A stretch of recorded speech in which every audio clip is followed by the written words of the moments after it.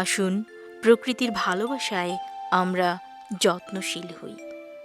ঈশ্বর মানবজাতির বসবাসের যোগ্যরূপে গড়ে তুললেন স্থলভূমি। তেমনিভাবে যে প্রাণী জলে চড়ে সে সকল প্রাণীদের বসবাসের জন্য স্থল থেকে জলকে আলাদা করে দিলেন, যেন সর্বপ্রাণীকুল পৃথিবীর মধ্য থেকে নির্ভীকভাবে ও স্বাচ্ছন্দ্যে জীবন যাপন করতে পারে।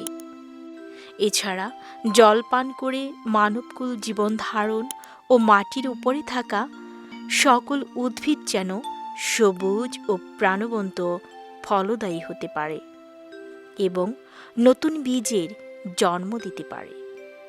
ঈশ্বর কিন্তু নিজেই তার কাজের প্রশংসা করলেন, কিন্তু আমরা কি পারছি সুন্দর সৃষ্টির এই প্রকৃতির যত্ন নিতে? বরং আমাদের অযত্ন অবহেলায় দিন দিন প্রকৃতি ধ্বংস হচ্ছে, তাই নয় কি? আমাদের ভুলের জন্য আমরাই কঠিন বিপদের সম্মুখীন হচ্ছি।